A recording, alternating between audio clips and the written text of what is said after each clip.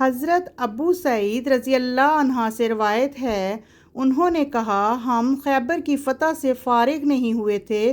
کہ ہم رسول اللہ صلی اللہ علیہ وآلہ وسلم کے ساتھی اس ترکاری یعنی لہسن پر جا پڑے۔ لوگ بھوکے تھے اور ہم نے اسے خوب اچھی طرح کھایا۔ پھر ہم مسجد کی طرف گئے تو رسول اللہ صلی اللہ علیہ وآلہ وسلم نے بو محسوس کی۔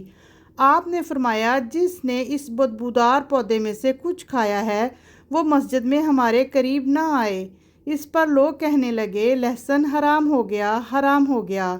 یہ بات نبی صلی اللہ علیہ وآلہ وسلم تک پہنچی تو آپ نے فرمایا، اے لوگو، ایسی چیز کو حرام کرنا میرے ہاتھ میں نہیں جسے اللہ نے میرے لیے حلال کر دیا ہے، لیکن یہ ایسا پودا ہے جس کی بو مجھے ناپسند ہے۔ حضرت ابو سعید خدری رضی اللہ عنہ سے روایت ہے کہ رسول اللہ صلی اللہ علیہ وآلہ وسلم اور آپ کے صحابہ ایک دفعہ پیاز کے ایک کھیت کے پاس سے گزرے۔ ان میں سے کچھ لوگ اترے اور اس میں سے کچھ کھا لیا اور دوسروں نے نہ کھایا۔ ہم آپ کے پاس گئے تو آپ نے ان لوگوں کو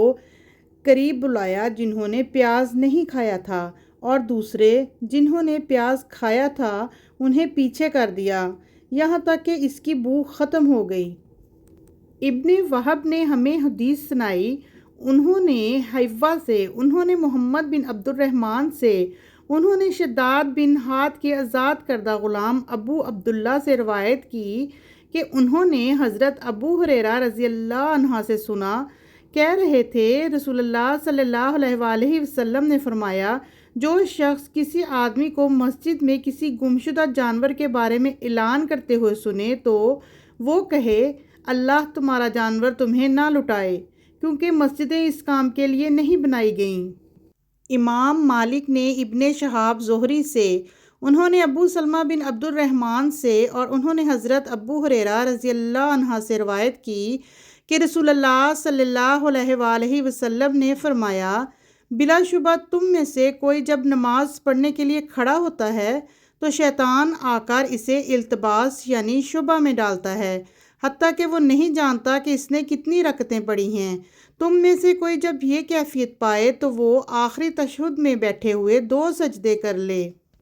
مالک نے ابن شہاب سے، انہوں نے عبد الرحمن اعرج سے اور انہوں نے حضرت عبداللہ بن بحینہ رضی اللہ عنہ سے روایت کی،